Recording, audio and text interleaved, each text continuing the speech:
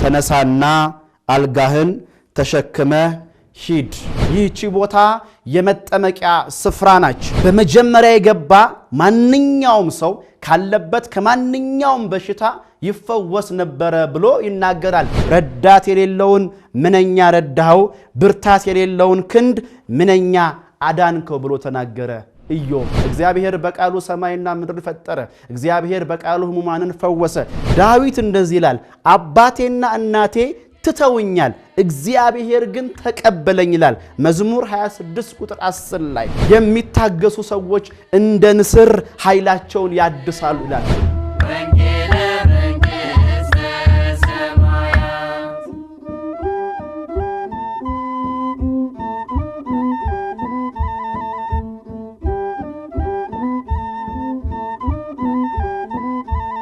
በስመ አብ ወወልድ ወመንፈስ ቅዱስ አሃዱ አምላክ አሜን።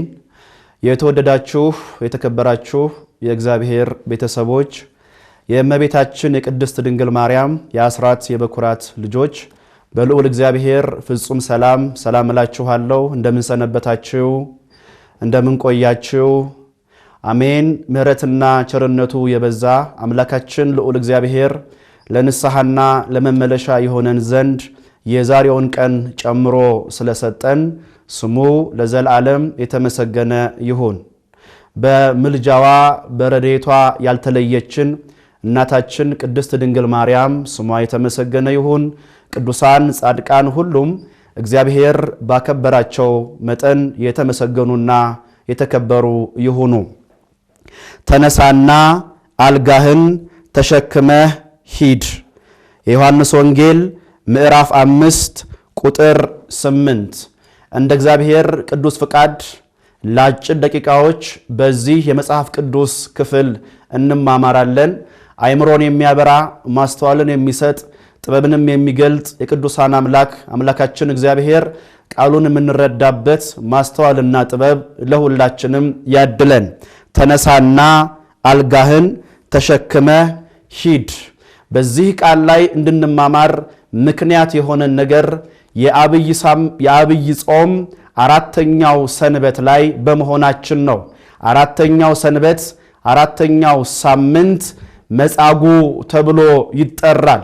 መጻጉዕ ይህ ሳምንት ደግሞ እግዚአብሔር አምላካችን ሕሙማንን በተአምራት እንደፈወሳቸው ሕሙማነ ስጋን በተአምራት ሕሙማነ ነፍስን ደግሞ በቃሉ በትምህርት እንደፈወሳቸው የሚነገርበት ሳምንት ስለሆነ ነው። መጻጉዕን ደግሞ ስናነሳ ዋናው የመጻጉዕን ታሪክ ማንሳታችን ግድ ስለሚለን በዚህ በዮሐንስ ወንጌል ምዕራፍ 5 ላይ ያለውን ታሪክ እናየዋለን።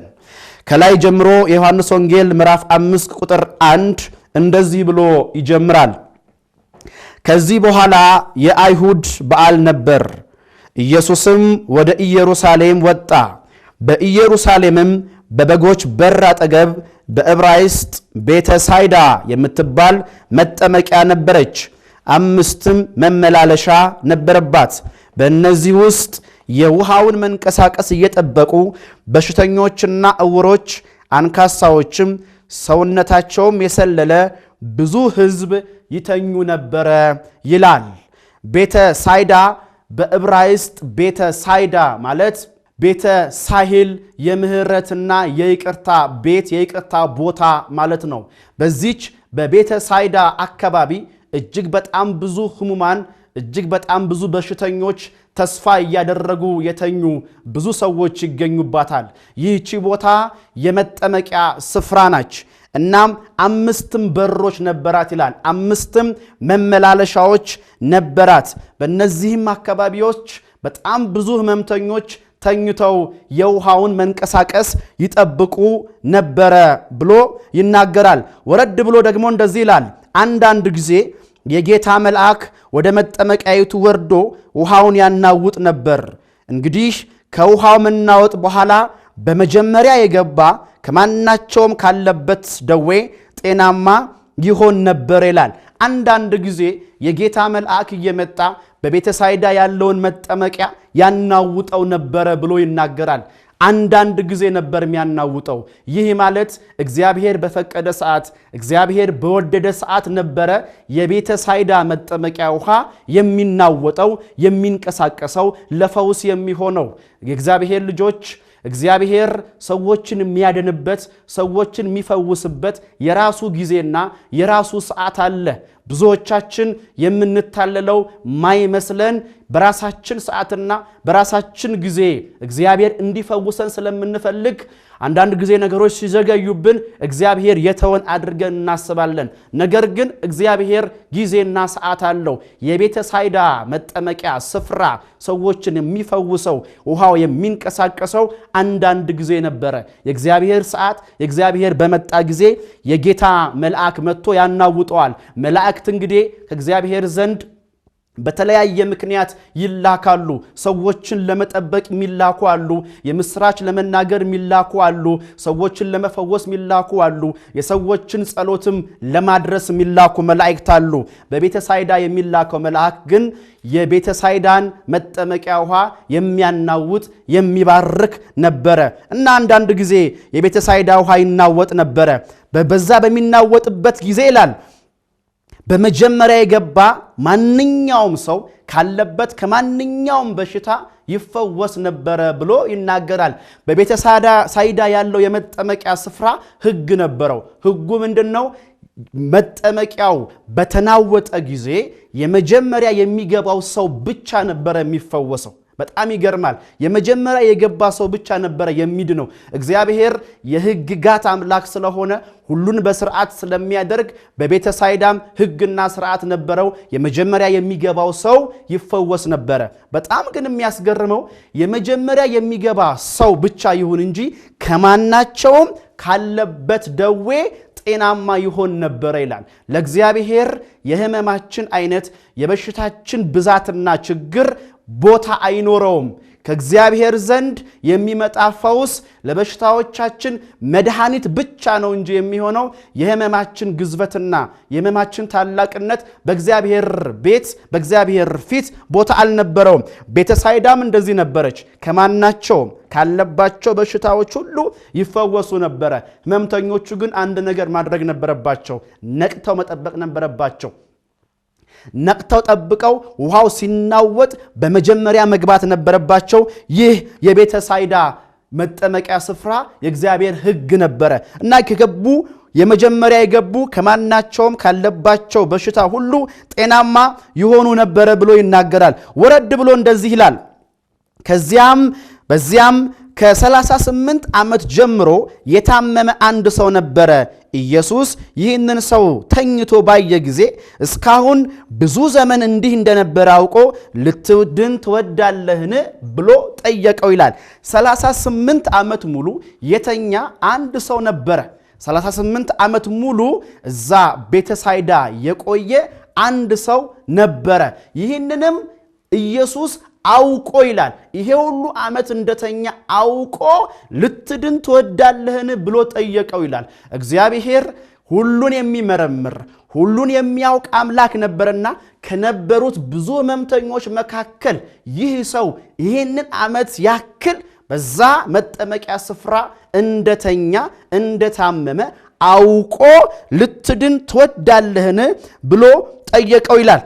እንዲሁ እንደነበረ አውቆ የሚል ቃል አለ። እንዲሁ እንደነበረ ሳይለወጥ ሳይቀየር ሳይስተካከል ይሄ ሁሉ ዓመት እንዲሁ እንደነበረ የቆየ ህመምተኛ እንደሆነ አውቆ ልትድን ትወዳለህን ብሎ ጠየቀው ይላል። እንዲሁ ሳይለወጥ እንዲሁ ሳይቀየር እንዲሁ ሳይፈወስ የቆየ በሽተኛ ነበር መጻጉዕ። ወገኖቼ እንዲሁ ሳይለወጥ የቀረ ነገራችን ምንድን ነው?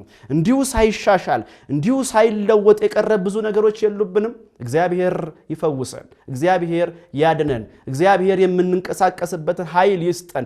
እንዲሁ ከሆነ ከማይለወጥ ከማይቀየር ህይወት እግዚአብሔር ይታደገን እና መጻጉዕ እንዲሁ ያለ ህይወት ነበረው። የማይንቀሳቀስ የማይቀየር የማይለወጥ ብዙ ዓመታትን ከህመሙ ጋር ከበሽታው ጋር የነበረ ሰው ነበረ መጻጉዕና ልትድን ትወዳለህን ብሎ ጠየቀው። 38 ዓመት ወገኖቼ ሲናገሩት የሚቀል ሲኖሩት ግን በጣም ከባድ ነው። አይደለም በበሽታ ውስጥ ሆኖ አይደለም እንደዚህ አይነት መከራ ውስጥ ሆኖ ትንሽዬ እንኳን በሽታ ይዛን አንድ ቀን ማደር በጣም ከባድ ነው።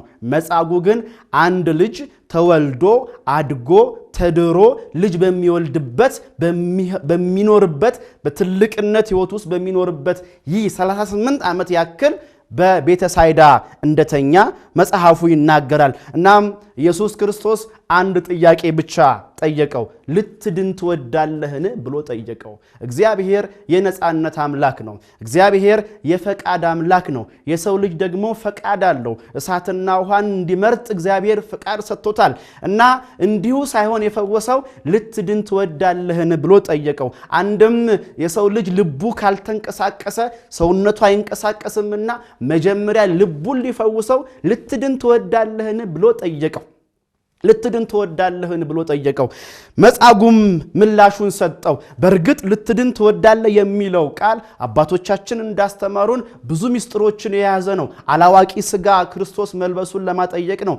አንድም በዕለተ ዓርብ መጻጉዕን ምክንያት ሊያሳጣው ነው። እናም በእነዚህ ምክንያቶች አማካኝነት ልትድን ትወዳለህን ብሎ ጠየቀው። መጻጉዕም እንዲህ ብሎ ምላሽ ሰጠ። መቼስ ይሄ ሁሉ ዓመት የተኛ ሰው ልትድን ትወዳለህን ቢባል በጣም የሚያስገርም ጥያቄ ነው። ምክንያቱም መዳን እንደሚፈልግ ግልጽ ነው። መፈወስ እንደሚፈልግ ግልጽ ነው። ነገር ግን የያዘው አንዳች ነገር እንዳለ ይታወቃል። እናም መጻጉዕ እንዲህ ብሎ መለሰ። ድዊውም ጌታ ሆይ ውሃው በተናወጠ ጊዜ በመጠመቂያይቱ ውስጥ የሚያኖረኝ ሰው የለኝም፣ ነገር ግን እኔ ስመጣ ሌላው ቀድሞኝ ይወርዳል ብሎ መለሰለት። መጻጉዕ መዳን ይፈልጋል፣ መፈወስ ይፈልጋል፣ ከተኛበት አልጋ መነሳት ይፈልጋል። ነገር ግን አንድ እንዳይነሳ ያደረገው ነገር አለ። ምንድነው ሲባል ውሃው ሲናወጥ ወደ መጠመቂያው ቀድሞ የሚያስገባው ሰው አልነበረውም። ሚያግዘው ሚረዳው ከተኛበት አልጋ አንስቶ ወደ ጠበል የሚያስገባው ሰው አልነበረውምና ሰው የለኝም ብሎ መለሰ። በዚህ ዘመንስ ሰው ያጡ ወገኖች የሉም? ወገኖቼ ሰው ያጣንባቸው የህይወት መንገዶች የሉንም? በጣም ብዙ ሰው በዚህ ዘመን ላይ ሊያውም እጅግ በጣም ብዙ ህዝብ በዓለም ላይ በሚርመሰመስበት በዚህኛው ዘመን ሰው ያጡ ብዙ ወገኖች አሉ። ሰው የለም ሳይሆን ያለው መጻጉዕ ሰው የለኝም ነው ያለው። ሰውማ አለ፣ ነገር ግን የሚያግዘው አልነበረውም፣ ነገር ግን የሚደግፈው ሰው አልነበረውም እና ሰው የለኝም ብሎ መለሰ። ሰው የለኝም፣ እኔ ስገባ ሌላው ይቀድመኛል ብሎ ተናገረ። ሌላው ይቀድመኛል፣ አቅም ያለው ይቀድመኛል። በዚህኛውም ዘመን እንዲህ አይነት ሰዎች አለን። ሌሎች በእውቀት ይቀድሙናል፣ ሌሎች በገንዘብ ይቀድሙናል፣ ሌሎች በዘመድ ይቀድሙናል ብለው ከኋላ የቀሩ ብዙ ሰዎች አሉ። የእግዚአብሔር ልጆች ሰው ቢቀድመንም እግዚአብሔር ከፊት እንድንሄድ የሚያደርግ ኃያል አምላክ ስለሆነ እግዚአብሔርን መታመንና ከእግዚአብሔር ጋር መጣበቅ ይገባናል። ሰው ላጡ ሰዎች ሰው ሆኖ የመጣ አምላክ ነው። ተሸንፍ ያለው ላሉ ሰዎች ድል ሆኖ የመጣ አምላክ ነውና ከሱ ጋር መኖር ይገባል። እና መጻጉዕ እንዲህ ብሎ መለሰ። ሰው የለኝም፣ ሚያግዘኝ ሚደግፈኝ ወደ መጠመቂያው ሚያደርሰኝ አንዳች ሰው የለኝም ብሎ መለሰ።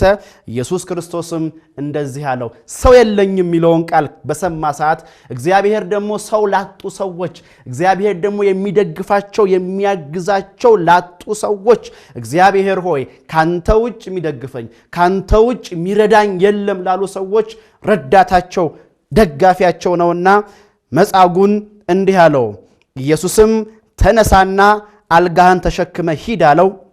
ወዲያውም ሰውየው ዳነ፣ አልጋውንም ተሸክሞ ሄደ ይላል። የእግዚአብሔር ስም የተመሰገነ ይሁን። ሰው የለኝም ያለውን መጻጉዕን ሰው ሆኖ ተገኘለት መድኃኔዓለም ክርስቶስ። ረዳት የሌለውን የሚረዳ አምላክ ረዳት ሆኖ፣ አጋዥ የሌለውን መጻጉዕን አጋዥና ረዳት ሆኖ ኢዮብ ስለዚህ ነገር አንዳች ቃል ተናግሯል። በዚህ በመጽሐፈ ኢዮብ በምዕራፍ 26 ቁጥር 2 ላይ እንደዚህ ይላል። ጻድቁ ኢዮብ ትዕግስተኛው ኢዮብ ያን ሁሉ መከራ ሲያስተናግድ እግዚአብሔርን ያልተወው ኢዮብ ሰዎች ትተውት በቅርቡ ያሉት ሰዎች እንኳን ረስተውት የነበረው ኢዮብ እንደዚህ አለ። ብቸኝነቱን ያልተወ እግዚአብሔር በረዳት ባጣ ጊዜ እንደረዳው አስታወሰና እንደዚህ አለ ኢዮብ ረዳት የሌለውን ምንኛ ረዳው ብርታት የሌለውን ክንድ ምንኛ አዳንከው ብሎ ተናገረ ኢዮብ። ምክንያቱም እግዚአብሔር ረዳት የለኝም አጋዥ የለኝም ደጋፊ የለኝም የሚለውን ክንድ ሁሉ የሚያበረታ የሚደግፍ አምላክ ስለሆነ ለዚህ ነው ቅዱስ ዳዊትም የሚረዳኝ የለምና ከኔ አትራቅ ያለው። የሚረዳኝ የለምና የሚያግዘኝ የለምና ከእኔ አትራቅ ብሎ ዳዊትም የጸለየው ለዚህ ነው። እና እግዚአብሔር ሚረዳቸው ሚያግዛቸው ለሌሉ ሰዎች ቅርብ የሆነ አምላክ ነው። መጻጉን ቀርቦ ተነስና ሂድ አልጋህን ተሸክመ ሂድ አለው። መጻጉም በዛው ፍጥነት ተነስቶ ሄደ ይላል። በጣም የሚያስገርመው ይሄ ሁሉ ዓመት የተኛ ሰውነት ይሄ ሁሉ ዓመት የደከመ ሰውነት በአንድ ጊዜ ሳይጠገን ተነስቶ መሄድ አይችልም። በየትኛውም የዓለም ሕግ በየትኛውም የዓለም ሳይንስ ይሄ ሁሉ ዓመት የተኛ ሰው ቢድን እንኳን የሚነሳበት የሚጠገንበት ጊዜና ሰዓት ያስፈልገዋል። የእግዚአብሔር ፈውስ ግን እንደዛ አይደለም። የእግዚአብሔር ፈውስ እንደ አዲስ የሚሰራ የሚያድስ ነውና የተኛባትን አልጋ እንኳን የሚሸከም ኃይል ሰጥቶት መጻጉ እንደ አዲስ ሆኖ ተነሳ ብሎ ይናገራል። የእግዚአብሔር ስም የተመሰገነ ይሁን። እዚህ ጋር የምንመለከተው የእግዚአብሔር ቃል ምን ያክል ኃያል እንደሆነ ነው። ለሐኪሞች ከባድ የሆነ በሽታ ለምሁራን ከባድ የሆነ በሽታ በእግዚአብሔር ቃል እንደሚፈወስ እንደሚድን ሰማይና ምድር ሁሉ ለእግዚአብሔር ቃል ታዛዥ እንደሆኑ እዚህ ጋር እንረዳለን። እግዚአብሔር በቃሉ ሰማይና ምድር ፈጠረ። እግዚአብሔር በቃሉ ሕሙማንን ፈወሰ። የእግዚአብሔር ቃል የጸና ግንብ ነው። የበረታ ጉልበትን የሚያጠነክር የደከመ ጉልበትን የሚያጠነክር ታላቅ የሆነ ቃል ብቻ ሳይሆን መንፈስ ያለው ቃል ነውና እግዚአብሔር ቃል በቃሉ ታዘዘ፣ ሕመሙ መጻጉ ተፈወሰ። ስለ እግዚአብሔር ቃል በዚህ በሁለተኛ ሳሙኤል ምዕራፍ 22 ቁጥር 31 ላይ እንደዚህ የሚል ቃል አለ። የእግዚአብሔር ቃል ጽኑ ነው፣ በእሳትም የጋለ ነው፣ በእርሱም ለሚታመኑት ጠባቂያቸው መጠጊያቸው ነው ብሎ ይናገራል። የእግዚአብሔር ቃል የጸና ግንብ ነው። የእግዚአብሔር ልጆች የእግዚአብሔር ቃል እንደ ሰው ያለ ቃል አይደለም። ሕሙማንን የሚፈውስ የሞተውን የሚያስነሳ ጨለማውን የሚያበራ ጽኑ የሆነ በእሳትም የጋለ በእርሱ ለሚታመኑትም መጠጊያቸው ነው ብሎ መጽሐፍት ሁሉ ስለ እግዚአብሔር ቃል ኃያልነት ይናገራሉ። መዝሙር 106 ቁጥር 20 ላይ ቃሉን ላከ ፈወሳቸውም ከጥፋታቸውም አዳናቸው ይላል። እግዚአብሔር ሊፈውሰን ሲፈልግ ቃሉን ነው የሚልክልን። ምክንያቱም የእግዚአብሔር ቃል እንደ ሰው ያለ ቃል አይደለም። መንፈስ ያለበት ቃል ስለሆነ የሚያድን የሚፈውስ ነውና መጻጉን በቃሉ ተነሳለው፣ መጻጉም ተነሳ ብሎ ይናገራል ታሪኩ። በዚህ በመጻጉ ታሪክ ላይ ብዙ ነገሮችን ማንሳት ብዙ ነገሮችን ማየት ያስፈልጋል። ቢያንስ 4 ነገሮችን ግን አይተን እንጨርሳለን። አንደኛ ከመጻጉ ታሪክ የምንማረው ነገር የተረሱትን የሚያስታውስ የተጣሉትን የሚያነሳ አምላክ እንዳለ ልናስብ ይገባናል። ሰው የለኝም የሚሉ ሰዎችን የተረሱ የተናቁትን ሰዎችን ሰው ያጡትን ሰዎችን የሚፈውስ እግዚአብሔር እንዳለ ማስታወስ ያስፈልጋል። ዳዊት እንደዚህ ይላል፣ አባቴና እናቴ ትተውኛል እግዚአብሔር ግን ተቀበለኝ ይላል። መዝሙር 26 ቁጥር 10 ላይ ዓለም ሲኖረን ሲመቸን ሲደላን ጥሩ ስንሆን ብዙ ወዳጆች ብዙ አፍቃሪዎች ብዙ የሚቀርቡን ሰዎችን ትሰጠናለች። ብቻችንን ግን ስንቀር የሚቀርበን እግዚአብሔር ብቻ ነው። ግን አንድ ማወቅ ያለብን ነገር ምንም ያክል ብቻችንን ብንሆን እግዚአብሔር ግን እንዳለን ሰው ቢረሳን ሰው ቢዘነጋን የሚያስታውስ አምላክ እንዳለ ማሰብ ያስፈልጋል። 38 ዓመት የመጻጉ ታሪክ ከመንደሩ ከአካባቢው ስሙ ተሰርዞ ባለበት ወቅት ዘመዶቹ በረሱበት ቀን በረሱበት ወቅት እግዚአብሔር እንዳስታወሰው ሁሉ ተረስተናል ምንል ሰዎችንም እግዚአብሔር እንደሚያስታውሰን ማሰብ ያስፈልጋል። ኢዮብ በተረሳ ጊዜ ሚስቱ እንኳን በተወቹ ጊዜ ድሮ በቤቱ የሚገቡ ሰዎች የሚኖሩ ሰዎች ከእጁ ምግብ የበሉ ሰዎች ረስተውት እግዚአብሔር እንዳስታወሰው ልናስብ ያስፈልጋል። አንደኛ የተረሱትን የሚያስታውስ አምላክ እንዳለ ልብ ማለት ያስፈልጋል። ሁለተኛ በትዕግስት በተስፋ በእምነት እግዚአብሔርን መጠበቅ እንደሚያስፈልግ ከመጻጉዕ ታሪክ ማወቅ የሚገባን ነገር ነው። ትዕግስት እንደሚያስፈልግ፣ ተስፋ እንደሚያስፈልግ፣ እግዚአብሔርን መጠበቅ እንደሚያስፈልግ ከመጻጉዕ ታሪክ እናያለን። ብዙዎቻችን ትንሽ ደክመን እግዚአብሔር በቃ ረስቶናል ብለን እንተዋለን። ትዕግስትን መጠበቅን ብዙዎቻችን ከህይወታችን ውስጥ የማይታይ ነገር ነው። ግን እግዚአብሔርን መጠበቅ ያስፈልጋል። እግዚአብሔርን መታገስ ያስፈልጋል። መጽሐፍ ቅዱስ ስለዚህ ነገር እንደዚህ ብሎ ይናገራል። እግዚአብሔርን በመተማመን የሚጠብቁ ግን ኃይላቸውን ያድሳሉ፣ እንደ ንስር በክንፍ ይወጣሉ፣ ይሮጣሉ፣ አይታክቱም፣ ይሄዳሉ፣ አይደክሙም ብሎ ይናገራል። ትንቢተ ኢሳይያስ ምዕራፍ 40 ቁጥር 31 ላይ የሚታገሱ ሰዎች እንደ ንስር ኃይላቸውን ያድሳሉ ይላል። እንደምታውቁት ንስር 35ኛ ዓመት ላይ እጅግ ከፍተኛ የሆነ ፈተና ያጋጥመዋል። ሰውነቱ በአጠቃላይ ያረጃል። ሰውነቱ በአጠቃላይ ይደክማል።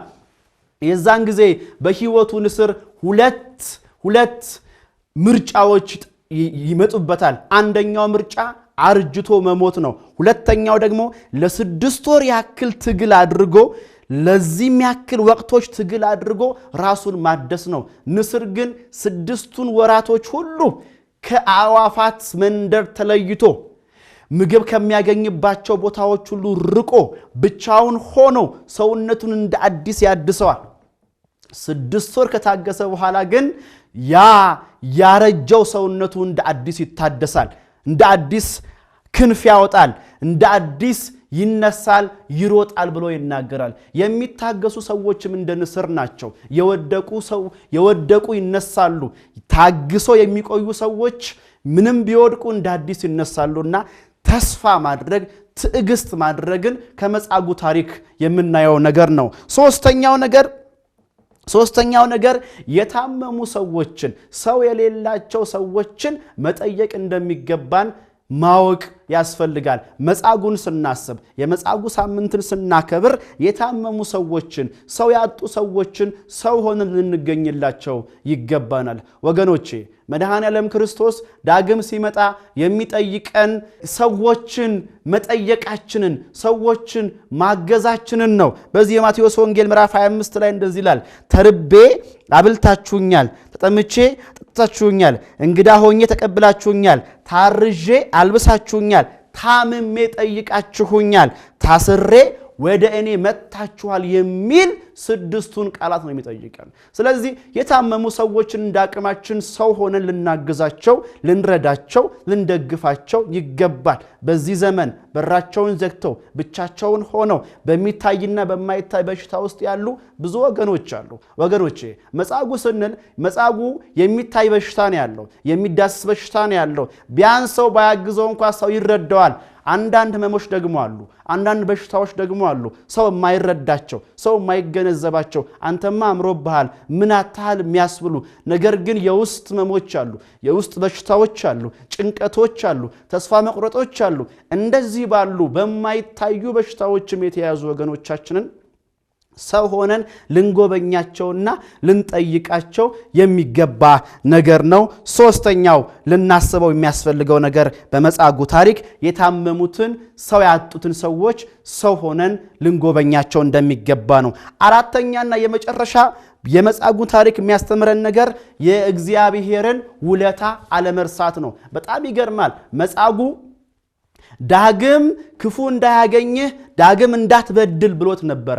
መጻጉዕ ግን ያ እግዚአብሔር የፈወሰውን ፈውስ፣ ያ ከመሬት ያነሳውን ነገር፣ ያ ይሄውሉ ዓመት ተኝቶ ሰው ያላየውን መጻጉዕን ሰው ሆኖ መጥቶ ያዳነውን ክርስቶስን ያንን ፈውሱን ረስቶ በስተመጨረሻ በዕለተ ዓርብ ከአይሁድ ጋር እንደተባበረ መጽሐፍት ይናገራሉ።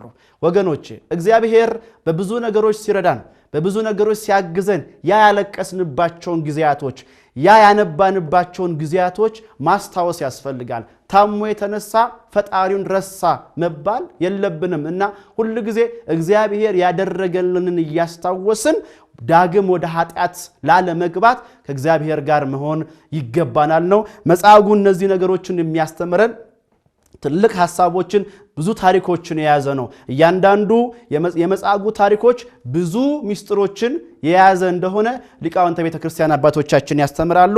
እነሱን ለመተንተን ጊዜ ስለማይበቃን ነው። በአጭሩ ግን ለማየት የእግዚአብሔር መላእክት የቀሳውስት ምሳሌ ነው። 5ቱ በሮች 5ቱ መግቢያዎች የ5ቱ አዕማደ ምስጢር ምሳሌ ናቸው። 5ቱ ድውያን ደግሞ የ5ቱ ጾታ ምዕመናን ምሳሌ ናቸው።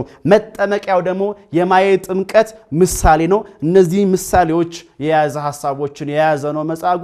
እግዚአብሔር አምላካችን ከታመምንባቸው በሽታዎች ሁሉ የምንፈወስበትን ኃይልና ጥንካሬ ለሁላችንም ያድለን። በየጸበል ቦታ በየሐኪም ቤቱ ያሉ የሚጠይቋቸው ያጡ ሰው ያጡ ወገኖቻችን ሁሉ እግዚአብሔር ይፈውስልን። እግዚአብሔር አምላካችን ጾሙንም የበረከት ያድርግልን። ወስብሐት ለእግዚአብሔር።